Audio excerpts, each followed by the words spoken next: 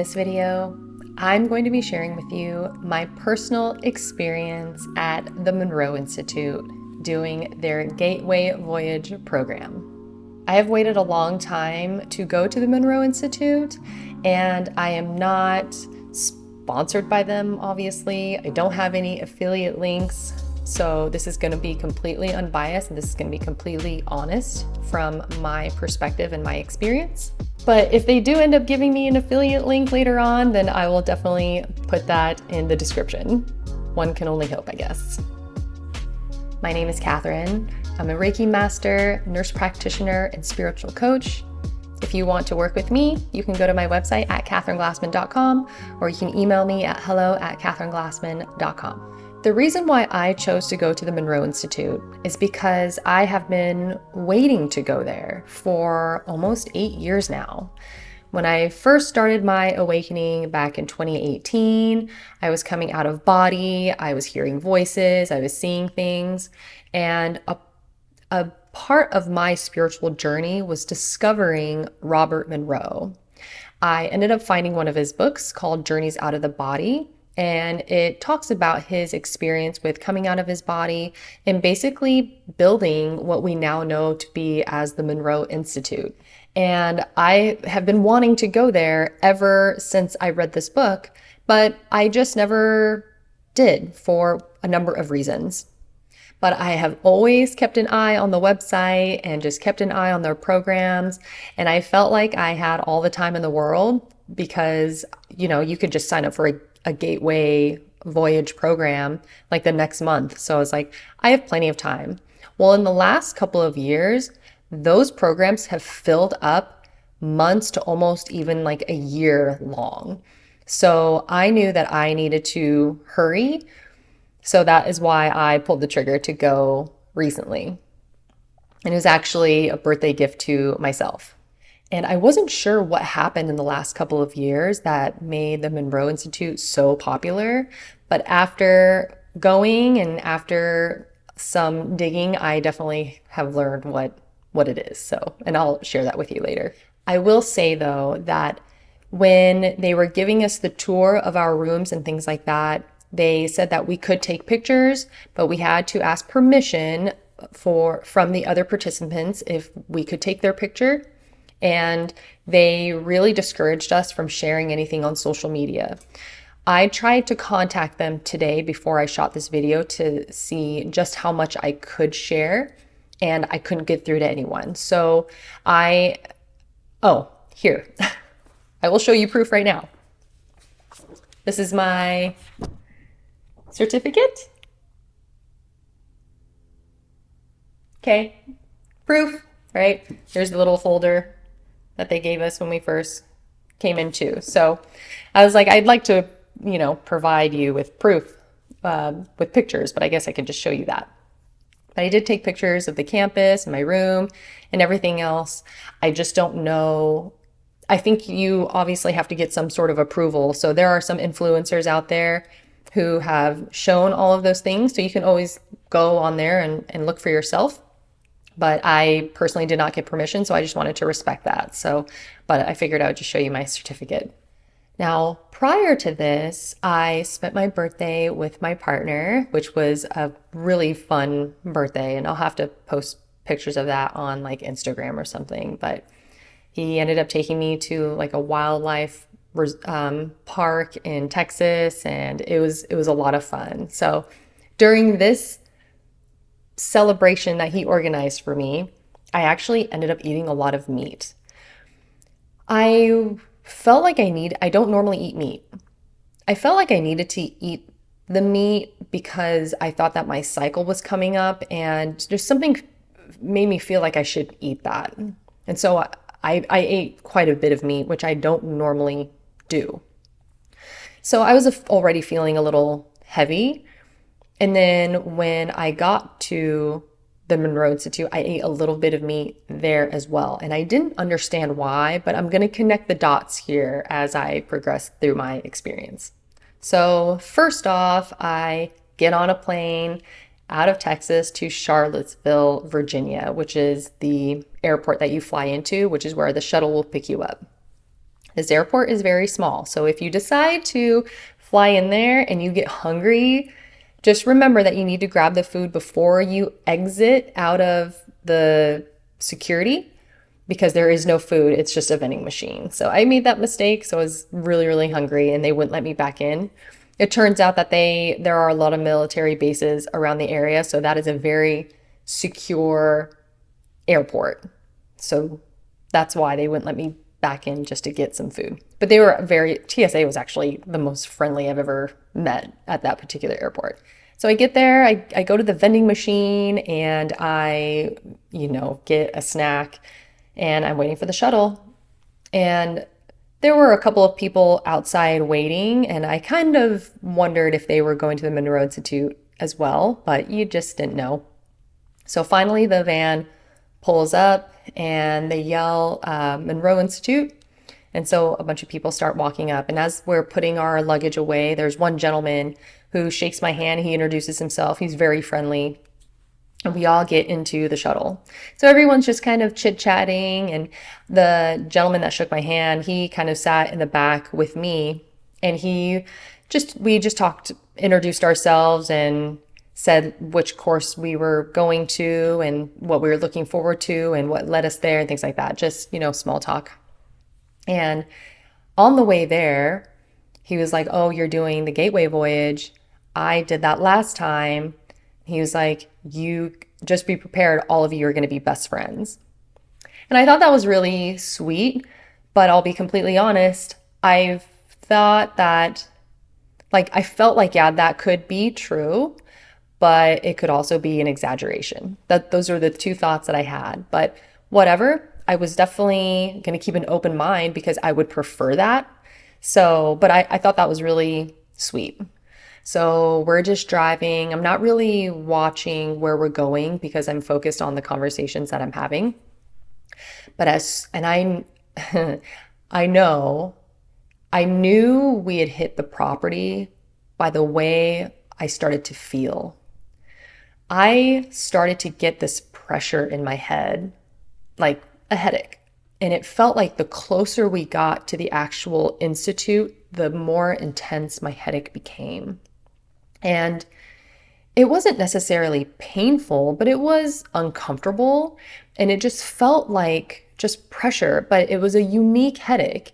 It was like right in the middle. So if you were to take a cross section of my head this way and then this way, right in the middle is where I was having the headache. I don't get headaches to begin with, let alone a headache specifically there. So I thought that was interesting. But I learned before this trip that sometimes you can get a headache right in the middle, and it could potentially mean that there's something going on with your pineal gland. So that was the initial thought that came into my head. But of course, I didn't want to have any preconceived ideas. I just felt like I had an uncomfortable headache in my head.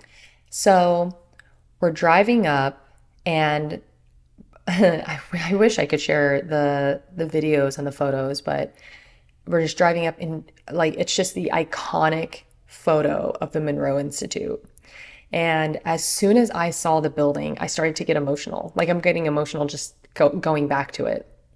And I didn't know why. It almost was a combination of it being so long of me wanting to come here and it being surreal that I am actually here. Because if you have out-of-body experiences, or if you have astral projection experiences, if you have any idea or any knowings of that community and what the Monroe Institute has done for that community, then you'll understand how incredible it is to actually be there. This is a historical place. So it all hit me, and I'm starting to get emotional, and I've got this headache, and it was just so surreal. So we drop off some of the participants at one particular part of the campus. This is a 300-acre campus that's owned by Robert Monroe. okay, or by the Monroe Institute now. It used to be 100 acres apparently. So it's in the mountains and it's beautiful, and it's just there's no outside noise, there's no traffic. It's just absolutely gorgeous. So we continue driving over to our area where they're going to have the Gateway participants. And so in this particular area, there is the main building where they have the debriefing room and the exercises. They have the dining hall there. They have like a sitting area that almost has like a fireplace type of feel, and a library. That's like the gathering room. And they had a bunch of snacks there. And then they have another building where there is a yoga studio, but then it's also where Robert Monroe had his own lab. And the lab is full of like audio equipment and a room that's lined with copper and a microphone and a camera. And it's a legit lab. And he talks about this lab in some of his books. And I'm pretty sure, I haven't read Joe McMonagle's book, but I'm sure he talks about that lab in there too. I know he talks about it in some of his podcasts, and I'll get there a little bit later.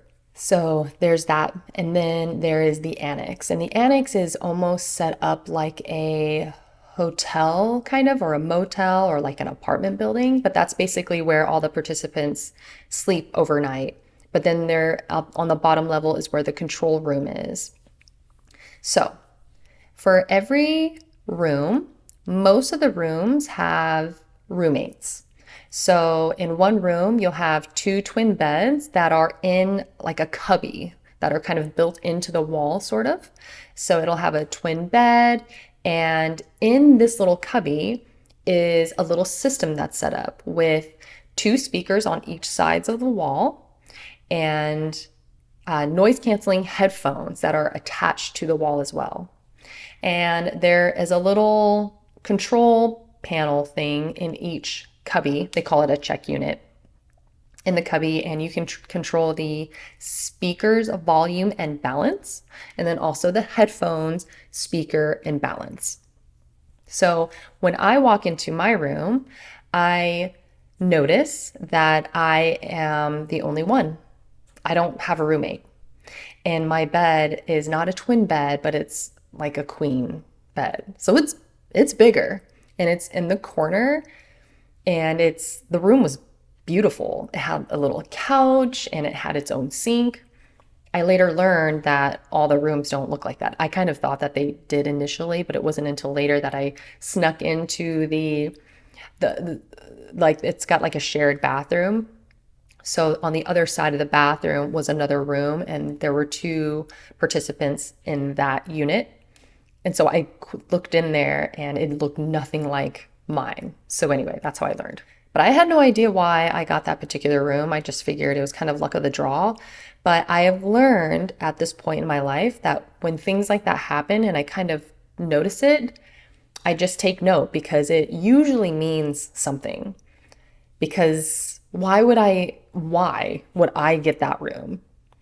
Some of the other participants were a little older, or whatever. And I kind of felt like I didn't deserve that room necessarily. So I felt kind of bad. But anyway, that's my human mind thinking about it.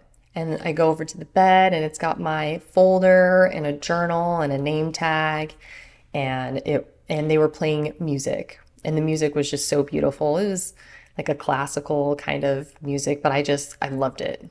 And at this point, I am a little drowsy and kind of tired, but this headache is starting to really be bothersome. So instead of going to explore the rest of the campus and meet the other participants and things like that, I decided to just take a nap. They said that we were meeting for maybe dinner, or maybe the first meeting orientation perhaps at like 6 p.m. So I had plenty of time. So I was going to take a nap. So that's what I did. I took a nap, and I eventually got up, and I put my name tag on, and I walked over to the other building, the main building. And I was just saying hi to some of the other people, and I ran into one of the trainers, and he introduced himself, and he was like, "Has anyone talked to you?" And I was like, no. So he pulled me into the room, and I guess all the trainers speak to each participant privately and sort of ask them about their background, about their intentions, and what their goals are for their experience there. So I got to speak to the trainer, and that was really nice. I do remember saying that I didn't have any expectations, and I do remember having that conversation with myself to not have any expectations, because when you've been waiting 8 years to go to the Monroe Institute, it's very easy to start setting up expectations for yourself. So I was very mindful about that. I said no expectations. I believe I'm going to get everything that I need. And because I think a lot of participants expect to have out of body experiences, which, I've had my share, and I was kind of hoping that that would happen. But again, I try to release that. And I don't think I shared it with that particular trainer, but I did say to myself that my intentions are to be a student. I'm there to be a student. I'm not there to coach anyone. I'm not there to tell them about my YouTube channel or that I'm a Reiki, I'm not trying to do all that. And so I wanted to be a student, and I wanted to get the same experience that everyone else has. Not that I have like a huge YouTube channel following anyway, but there's so many different ways that you can approach something like that. And all I knew is that I was going to be humble, because uh, I have a lot of respect for the Monroe Institute. Let's just say that, okay? So, no expectations, and I am a student. I did mention, though, that there was, well, I guess I mentioned this later on in a debrief, but there has been some self-limiting beliefs that I was hoping to get to the bottom of, and maybe some fear, things like that. So that was another thing that I wanted to address while I was there. So after that, they have snacks like a charcuterie board, and there are just snacks and tea and coffee and water in this area at all times. So you will never go hungry. And you got 3 meals a day, and it was kind of set up like buffet style. Let me tell you, the amount of food and the quality of food was amazing. 3 meals a day, every day, just so good. It's and that was, I think that was part of the reason why I ended up eating a little bit more meat while I was there too, because they had it available, and I kind of just, I don't know, I think I just wanted the experience, and I didn't want to miss out on the opportunity. And it's just so funny, just a human thing. But I ate a lot, at least in the beginning, for sure. So on our first day, we have a meeting in the room. We have breakfast, and then after the breakfast, we have the meeting. And in the meeting, they tell us what to expect from the exercises, how we'll do the exercises, just logistical stuff. They really don't like to refer to anything within a time construct. So they won't say at 9 o'clock, we're going to have breakfast, and then at 12 o'clock, we'll have lunch. They will say that we will call you using a bell. And so if you hear a bell, that means that you need to be somewhere. So every morning, if you wanted to go to yoga, which they offered yoga every morning, which was awesome, you would just listen for the bell, and in 5 minutes, you would need to be in the yoga studio. So, of course, they didn't ban your phones, but they really discouraged you from having your phone, which was very helpful, by the way. So, got good food in my belly in the morning, and then we went to our first exercise, or they talked about our first exercise and what to expect. And then we did our first exercise. And of course but first we played like, games, and like got to learn about each other. And we did some exercises to just get to know one another. And that was a lot of fun. And I learned there were so many different types of people from all walks of life. With, some people had different levels of spirituality and understandings of consciousness. Some people didn't know anything at all. And some people I kind of wondered, like, oh, how did they even find the Institute? And I still need to ask that actually. But you had everybody from all types of occupations, from nurses to engineers to businessmen to business people to working in finance. And it was really cool to just see the different types of people that were there. And one of the trainers, he said something about me being a strength coach. He's like, oh, so you must be the strength coach. And I was wearing like yoga pants because I think I just got out of yoga and like a sweater. So I kind of looked like I, exercised a little bit. And I was like, strength coach? I'm definitely not a strength coach.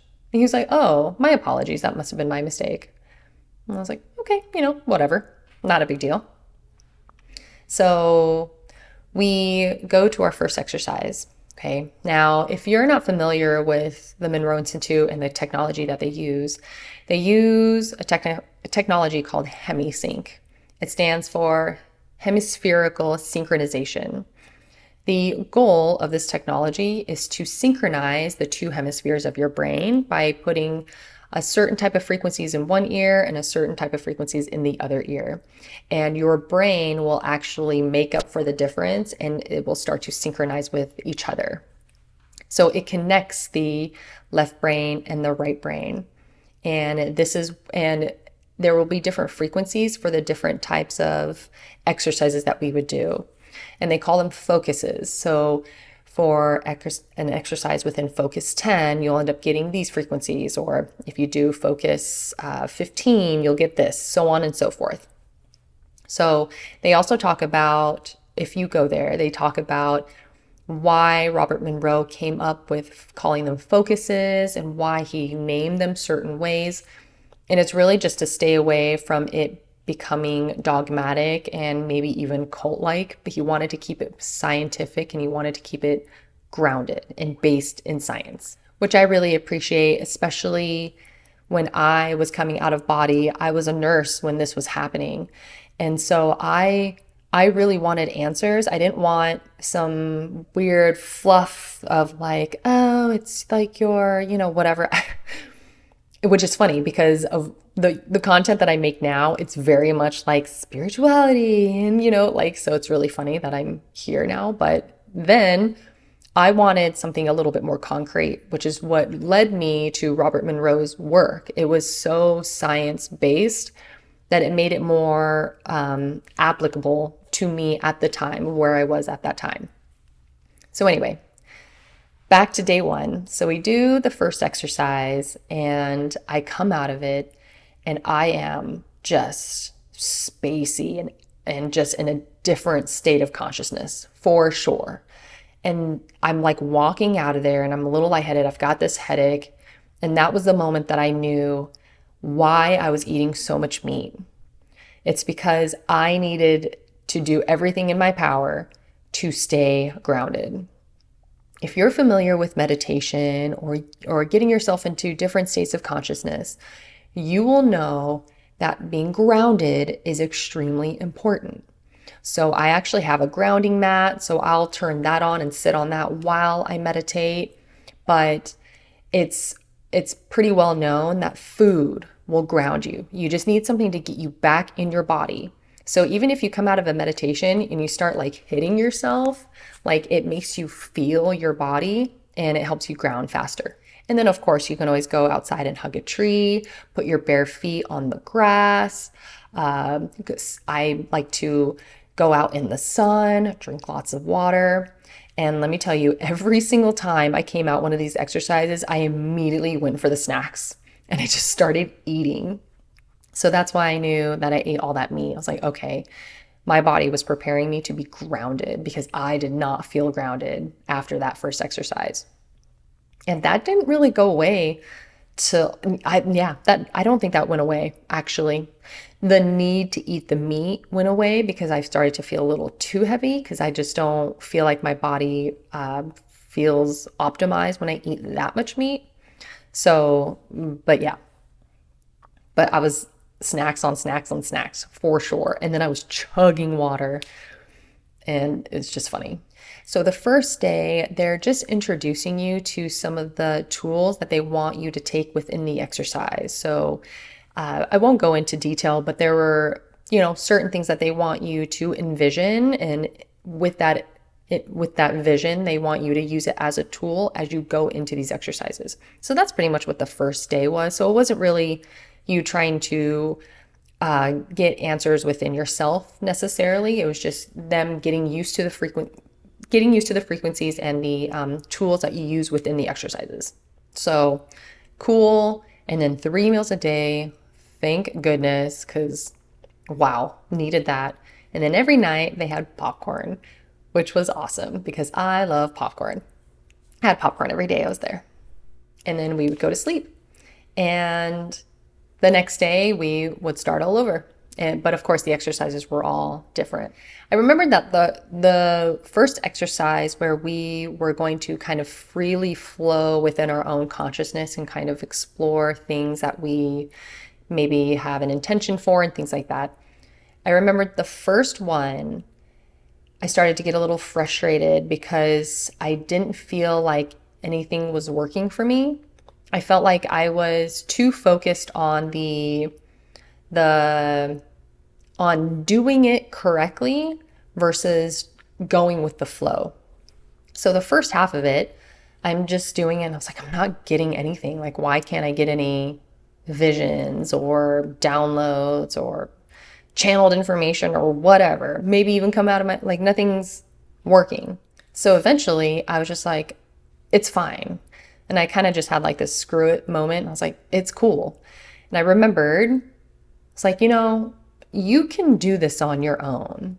You can channel information. You can go out of body. You can remote view, because it's all the same thing. It's just a matter of labeling it of the technique that you're using at the time. But it's all just tapping into the one consciousness that exists everywhere all at once.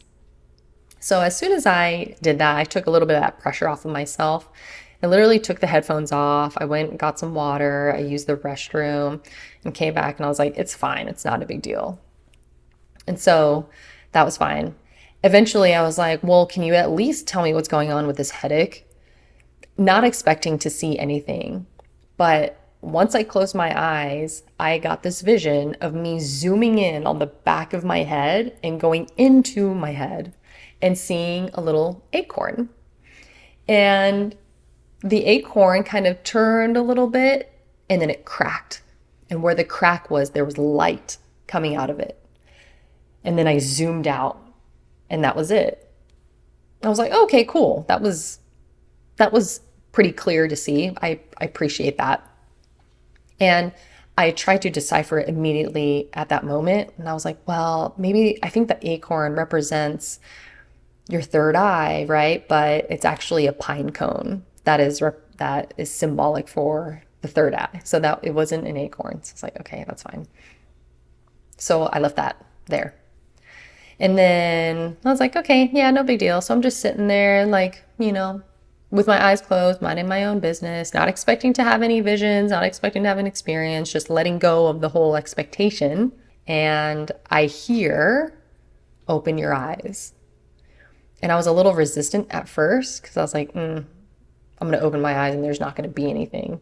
And that's what I thought. I was like, okay, I'm just going to open my eyes. So I opened my eyes and I see with my mind's eye or with my imagination or what you would think your imagination can produce. That's how I see things. Okay.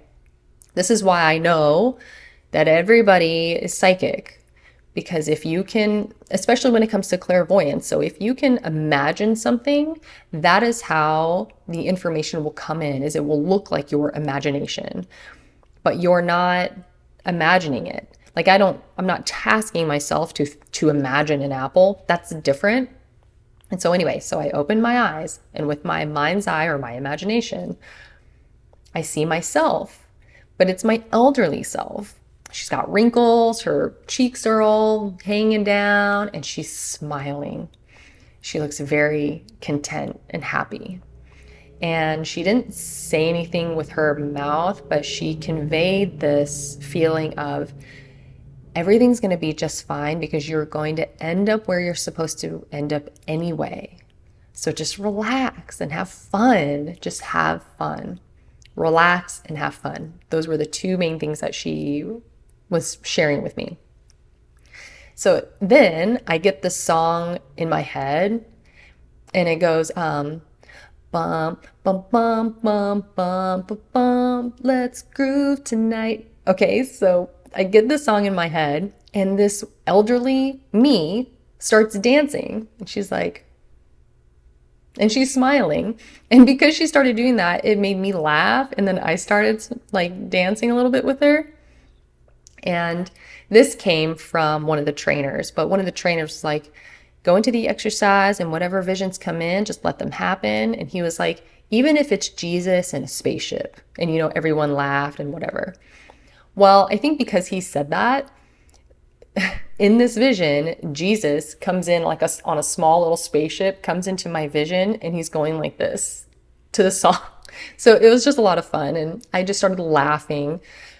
And that's when I let go of trying to do these exercises perfectly and just accepted having fun. Like I was there, I'm a student, and it's all good. Just have fun and relax. So that was the first real like free flow exercise of getting something that I had. So that was really nice.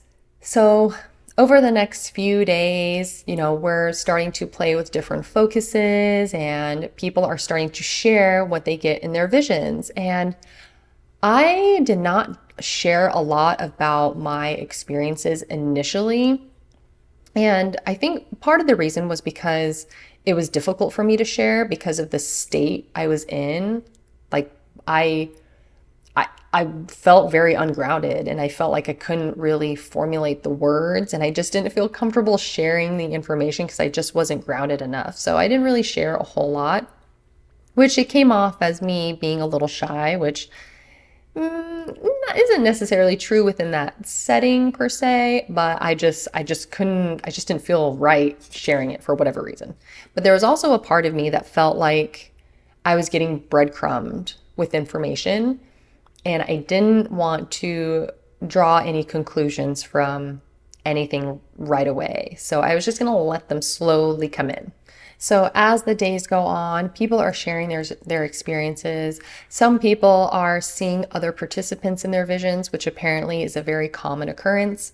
It has been reported that people have come out of their body and have met up and they validate these experiences. They'll validate it by looking at a clock or by making sure that there is something that's left out that isn't normally there, things like that. So they're just sharing those experiences. And that was a lot of fun because over the course of the week, some people who felt like they weren't really getting much or kind of just didn't have they weren't completely sold on the whole experience or the whole spirituality or, clairvoyance or like whatever name you want to call it, weren't completely sold, but were definitely open-minded about it. And then as the week went on, they started to get more and more, and then they started to connect the dots and things started to make sense. And it was really cool. And I think that happened with me as well. I'm sure people saw that within me, that we all slowly started to blossom. And it was really cool because we were coming to these conclusions ourselves. One thing I want to say is that these trainers, okay, they're called trainers, but they're basically our teachers. They were so amazing. They have been doing these programs for quite some time. Of course, they start off with taking the program first, and then they fall in love with it, and then they just keep taking more and more and more, and eventually they decide that they want to teach at the Monroe Institute. So these trainers, excellent at holding space, excellent at not planting seeds necessarily. Like sometimes if they feel it's appropriate or if they kind of get called to plant a seed, then they will. But for the most part, they really don't. The whole Jesus on a spaceship thing was a joke, but I do know that I guess you could consider that to be like a planted seed.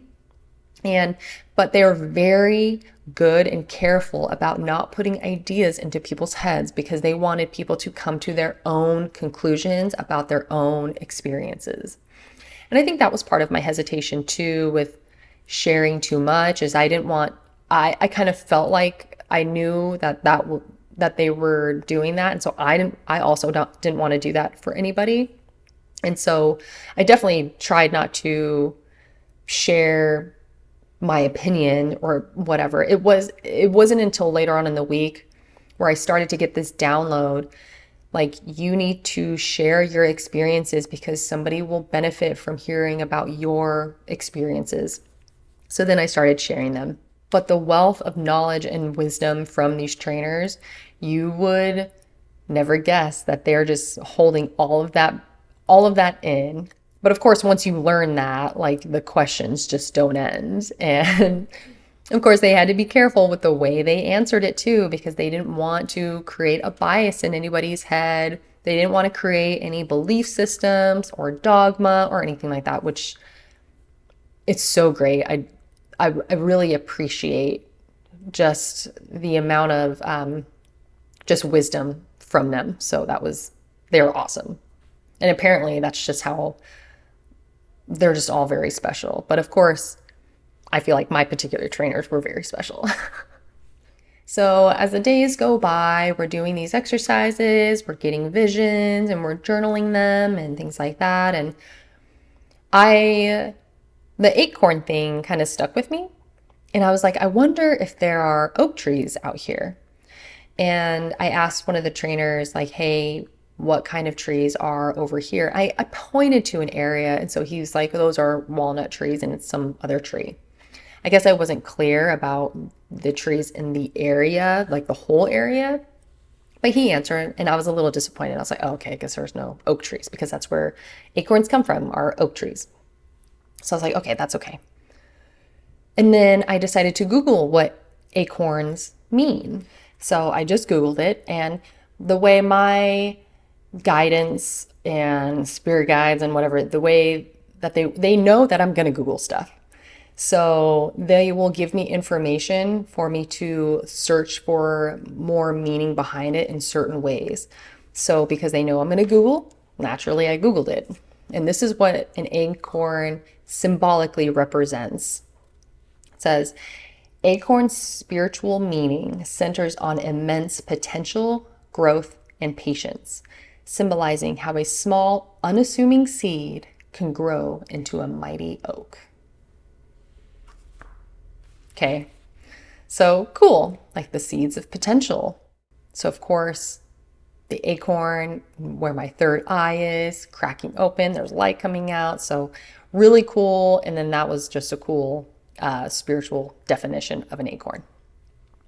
By day 4, during our break time, during the afternoon, they decide to ask a group of us if we want to go down to the labyrinth. So we're on the mountain, and on one of the properties, there is a crystal labyrinth. There are 2 massive crystals on the property, by the way, which I will share a picture of me hugging one here because I just think it's funny.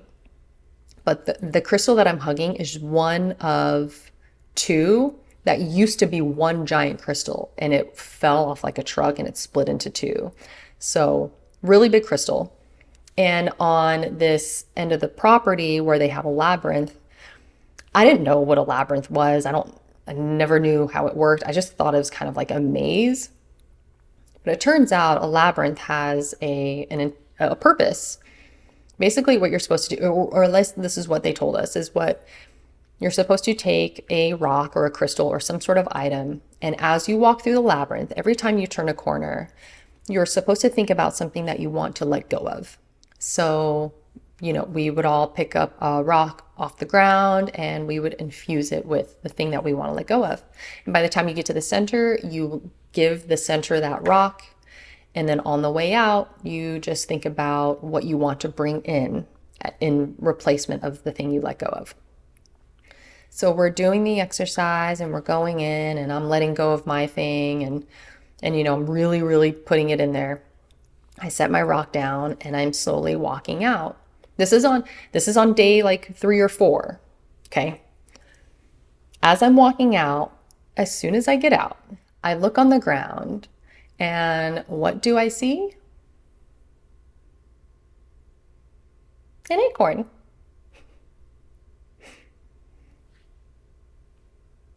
There were no acorns over by the annex building where I was staying. I don't have acorns where I live. There was no reason for me to think about an acorn. There was no reason. So it's a little bit of a coincidence that I would just so happen to pick up an acorn while I'm walking out of the labyrinth, trying to bring in what it is that I was trying to bring in. And I'm going to share with you what I was letting go and bringing in. What I was letting go of was fear. And what I was bringing in was freedom. So it's interesting that this acorn in my vision cracked open and there was light, as if something was trying to escape out of it and become free. Okay. So anyway, I thought that was cool. Obviously, I brought it home. And, yeah. My partner was actually really sweet because I told him the story. And sometimes you can share these kinds of stories with people and they'll be like, oh, that's cool. That's cute, whatever. I've had partners in the past just sort of say like, oh, cool. Like not even lift their head to acknowledge the story. But my partner, the first thing he said was, well, we obviously have to plant it. And I was like, oh. He's like, we'll plant it. And as it grows, it'll represent your spiritual journey. And then I almost cried. And I was like, oh, I just love that he's so supportive. Anyway, so I think on another day, because, what is time, right? Couldn't tell you. We didn't have time there. I want to say it was maybe like after, maybe 2 days, before finding the acorn, but after that vision. Oh, the assignment was to ask for messages, I think, like important messages. And one of the messages for me was to push through the fear. That there is no not being afraid. There is no changing your mindset that you're not afraid. That doesn't exist. That's the message I got from me specifically, is that doesn't work. That doesn't exist. It's not real. The only thing that is real is that you acknowledge that it's fear, but you push through it anyway. So I was like, okay, push through the fear. So I started writing that down. And as I'm writing push through the fear, and once I get to the word fear, I misspell it and I put FRE instead of FEAR. And I looked at it and I was like, huh. So I scratched it out and wrote fear. And then I realized what I was trying to spell was free. So I put push through the fear equals free. And right when I did that, I got a vision of a jellyfish. Okay, weird. I've been stung by a jellyfish before. I don't know if this is actually real or if I'm just being dramatic, but I've been stung a couple of times. And I'm like, I feel like jellyfish to me are like mosquitoes. Like they like certain people and they just come after them. So that's where my mind went for a second. And then it went to Finding Nemo. And it went to the scene where Nemo's dad like hauls butt through the jellyfish and eventually passes out on the other side. And then he wakes up, he's on like a turtle shell. And they're like, you went through the jellies? And they're like, that's so cool, And it was obviously symbolic for pushing through the fear. And then I realized that whole movie is all about Nemo's dad taking on the scary ocean and pushing through his fear to find his son. And so obviously you can accomplish some incredible things. You just need to push through the fear. Okay.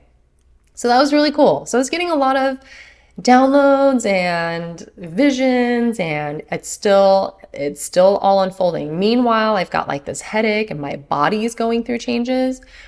And what I got from that is that my body is physically going through changes to make way for the new energies that I'm about to integrate into my physical body and my brain. So there's that. Now I'll share with you one profound experience that I personally had. Now, on one of the days, for the morning, we were supposed to do it in silence and just be by ourselves.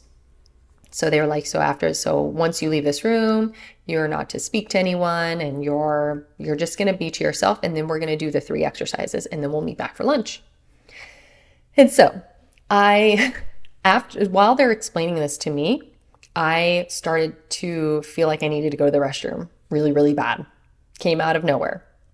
So it was hard for me to pay attention because I needed to use the restroom so bad. I was like, okay, fine. We're going to go be by ourselves, and then we'll do the exercises. Okay, I got it. So they dismiss us, and I go straight to the restroom, and I do my thing, and I come out and everyone's gone. I thought the instructions for us was to go out into nature and be by ourselves. So that's what I did. Went out into nature, and there was a tree, a very large tree. I want to speculate it was an oak, but I didn't see any acorns around, so I guess it's not. But so I walked over to this tree to hug it, and I looked up, and the way the branches were, I swear it wanted to hug me. I didn't see it physically move, but I swear it wanted to hug me. So I was like, I'll hug you back. So I hugged the tree, and I'm just standing there, and I go do this whole thing, and I'm outside standing on a tree stump, and I'm kind of wondering where everyone is, but nobody's around me. And I envisioned that elderly woman that I envisioned earlier being by my side, and then a younger version of me, like a really young version. And then music started playing in my head. And she reminded me, like, you need to relax and have fun. So I started dancing. So I'm like dancing with my younger self and my older self. I'm dancing, like, I've got my blanket, and I'm kind of like doing one of these. And I start crying, and I feel like there's a part of me that's being healed, and I don't know what it is exactly. I started thinking about some of the family members that I don't speak to anymore. And I kind of did a lot of forgiveness and healing with that. It was a lot of family and like ancestral type of healing. It was really beautiful. And I felt so connected to the land and to the Institute. And I usually bring a crystal to portals so that I can give it to the portal. And I didn't think that the Institute would be a portal itself, but it is. And I didn't have anything to give to the land. So I'm thanking it, and I'm giving it energy. And I was like, what kind of offering can I give it?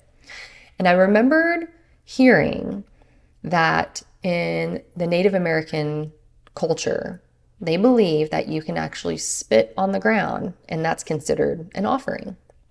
And so I didn't have my phone, so I couldn't look up if that was actually a thing, but I trusted it. And this whole time I was there, my mouth salivated a lot, and I thought that was kind of strange. But this was the moment where I knew, like, okay, this is probably why my mouth is salivating.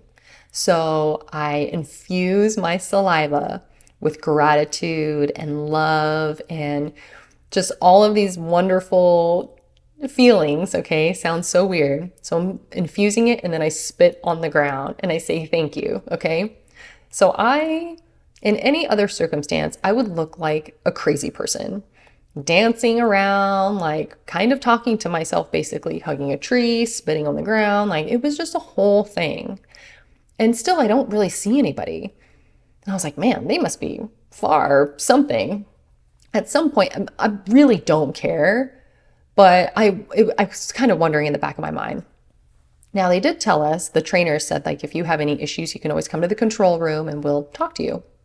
And I thought about that, and I was like, like, I feel so good. I feel like I'm getting exactly what I need. So this was meant to be. Okay. So once I'm done and I'm kind of coming out of that, I was like, oh, that was really good. It's like, I guess I'll just go to my room and maybe see if I'm supposed to be there. So I go to my room and I had the speakers up so that you could hear it once you walked in. And as soon as I walk in, you hear the audio prompting you to start coming out of the meditation. And I was like, oh crap, I completely missed the first exercise. I was supposed to be in my room doing the exercise. And I just laughed. And I immediately started saying, like, I'm hilarious. Like, I'm so funny because, of course, I did. Of course, I missed the exercise because I was off in my own world. And a part of me was like, wow, you just weren't paying attention. And then that's when I knew that I was healing a younger part of myself during that time because I had a suspicion that I was healing myself. I just didn't know why. I was healing this younger part of me who would get in trouble a lot for not paying attention because I would daydream a lot. I would do things incorrectly because I wasn't paying attention, and I would just be off in my own world and I would get in a lot of trouble. And I think I've shared on this channel before that I am self-diagnosed on the spectrum. I didn't start speaking till I was 5. I was very socially awkward. I would say things to other kids that were really hurtful, but I didn't understand that they were hurtful. I thought I was just speaking, and it wasn't until obviously from life experience that I learned that you just can't say certain things because you hurt people's feelings. And, sometimes you can hurt people's feelings from not being social with them. And so I would get in trouble for that. And it was a whole thing. So I grew up feeling like there was always something wrong with me, or that I was doing something that I wasn't supposed to be doing, or I wasn't smart because I was doing things incorrectly. And that's when I knew. So then it came full circle and everything made sense. Everything made sense of why. So, okay, let me go back. One of the trainers came up to me and showed me his clipboard. And on his clipboard had every participant's name, had their contact information, and had their occupation. And under my occupation, I put strength coach. My partner has a degree and is a strength coach. Okay. That's the only thing that I can think of why I would put that on there, but it made no sense. So, right? So whatever, he would tease me and call me strength coach after that. But that's when it came full circle. That's why I put strength coach on my application, because had I put nurse practitioner, there's a good chance that they would have roomed me with the other nurse. And if they had roomed me with the other nurse, would she have come to get me during that time I was outside, thinking that we were all supposed to be outside by ourselves? Would the energy had just changed or whatever? Also, in my particular room, there wasn't a ready light. So the ready lights are a switch that you're supposed to switch on when you have your headphones on and you're ready to start the meditation or the exercise. And once they see everyone's ready lights, that's when they will start the exercise. My room doesn't have a ready light. So they just went off of everyone else's ready light. And, and by that time, I was doing the exercises. So they had no reason to think that I wouldn't be ready. But if I had a ready light, would they have seen that I didn't have it? And would they have waited? Right? Also, the hospitality staff at the Monroe Institute are discouraged from interacting with the participants because they don't want to interfere with their process. The hospitality staff saw me dancing and just doing my own thing and just whatever. They didn't say a single word. Had they been given the green light to talk to us, is it possible that one of them would have been like, hey, aren't you supposed to be in an exercise right now? So there were so many opportunities. Oh, and the fact that I had to go to the restroom immediately after getting those instructions. I had to go to the restroom. Had I not gone to the restroom at that moment, I would have left with everyone else and I would have watched them go to their rooms. And that's when I would have known I'm supposed to go to my room too. But I didn't. I had to go to the restroom immediately. And when I got out of the bathroom, nobody was there.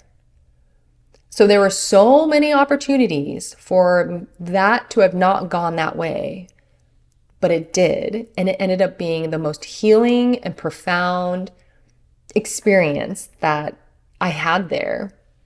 And the younger part that I healed was the little girl that would get in trouble for not following directions or not paying attention, when really my higher self, my inner knowing knows exactly what it's doing.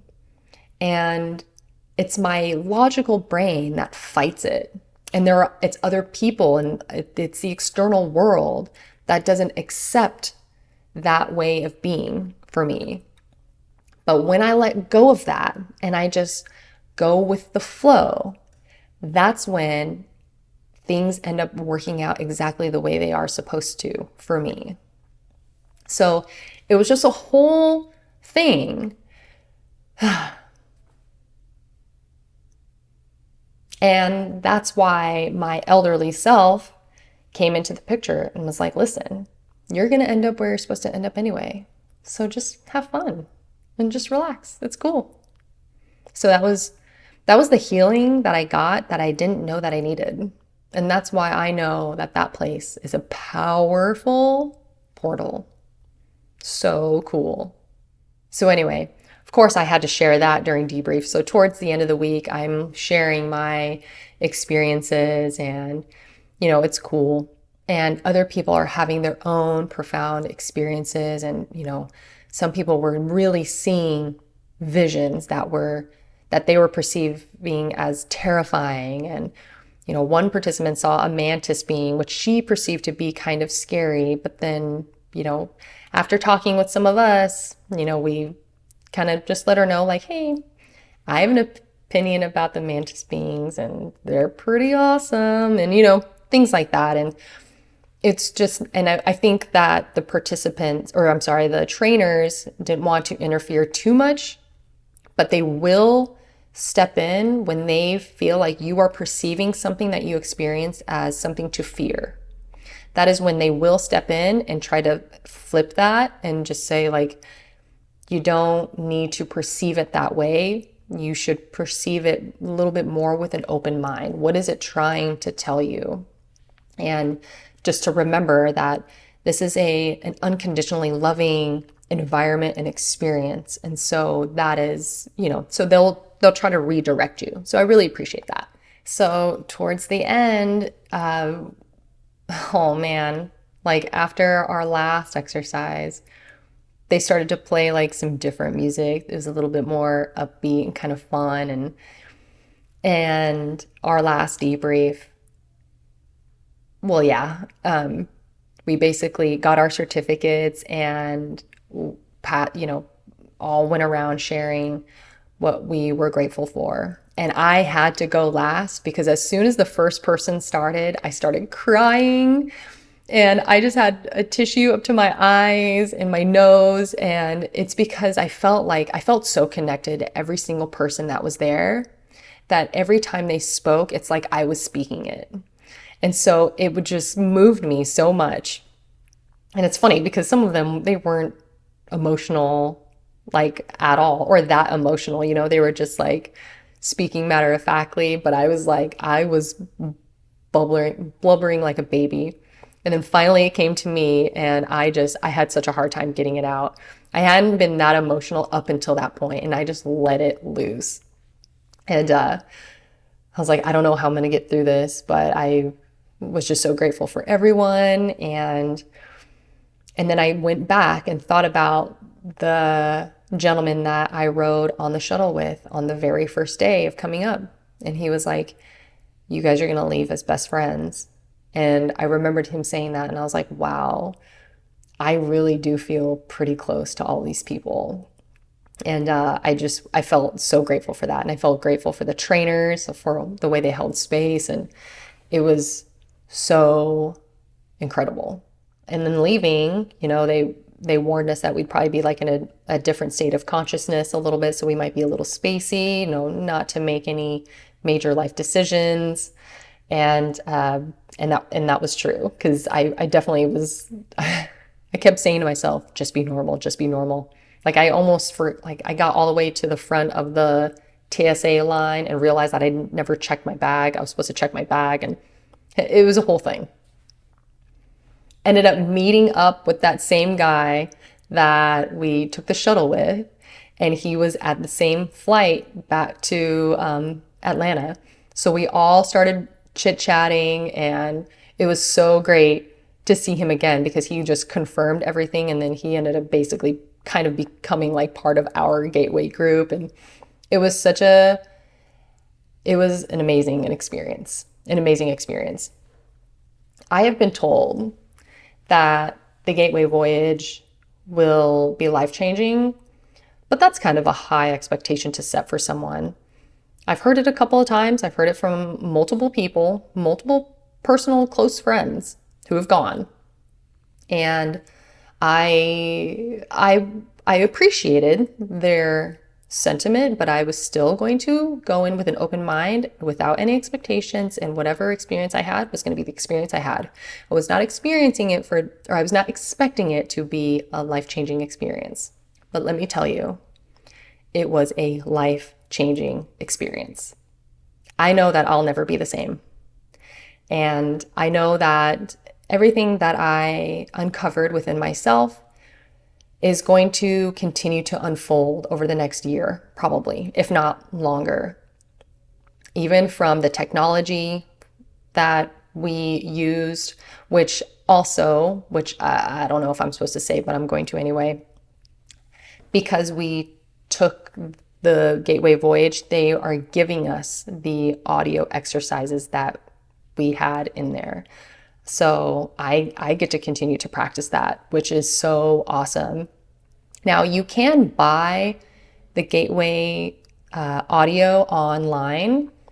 I think you can buy it on Hemi-Sync.com. You can also go to the Monroe Institute and buy it there, I believe. And then they also have an app. It's called Expand. And so on there, you can use some of those focuses. So it'll be like the actual frequencies, and you can use it to like sleep and things like that. So one of my trainers was one of the developers of the Expand app. So that was really cool.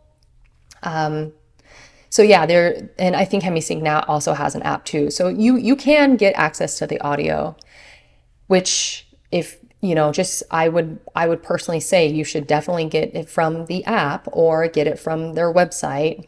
I think there might be streamed versions of it, but you don't know if those have been tampered with or not. So, and this is technology that can have a profound change on your brain. So you definitely want to get it from a reputable source. So if you can't afford to go to the actual institute or do an online retreat, because they offer online retreats, they offer online programs. So like the Gateway Experience program is like an 8 to 12 week long thing, and it's almost like a class, and it's self-paced.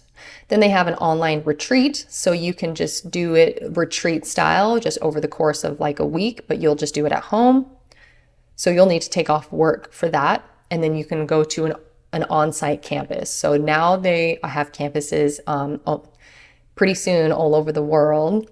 They've got them now in Japan and in France and Greece. So that's really cool. It's really cool to have watched them grow the way that they've grown. But of course, I had to go to Virginia, where it all started. And I am so glad that I did it. So again, this video is not sponsored. Maybe one day they'll give me a discount code. But if you have ever thought about going, if you've ever just been kind of called, I'm telling you right now, go. Go while you can, because they are filling up fast. And you get a little, that's another thing. I got to meet Joe McMonagle, who was a guest speaker, and that was an experience in itself. If you don't know who that is, He is the very first remote viewer for the United States military, for their intelligence, for the Stargate project. Number one, first person. There is a podcast with Sean Ryan and Joe McMonagle. And so if you want to learn more about that, you should watch that podcast. But I got to meet the legend himself, and that was awesome. So, yeah, I will be back at the Monroe Institute. I signed up for another course like on my way home after that. I kind of had a feeling. It's like, I'm probably going to be spending a lot of money here, and it's the best money I've ever spent. I have definitely made lifelong friends there. It was so nice to be able to just speak freely about my experiences and my beliefs and not be judged and not feel like I have to filter things, and it just, and not even that, but people actually ask me questions, like ask me my thoughts about certain things, and, you know, and like multiple people listen. It was nice. Like that was part of my reason of creating a YouTube channel, was just so that I can get this information out, because I felt like it would help somebody.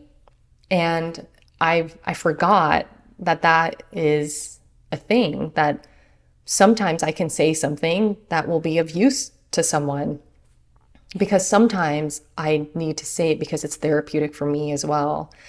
And so I got to experience that too, in like a person, like in person, and that felt really good. So that, that provided another aspect of healing for me. But yeah, so anyway, if you are being called to the Monroe Institute, go do it. You will not regret it. I hope you liked the video. Give it a thumbs up if you did. Consider subscribing, and I will see you next time.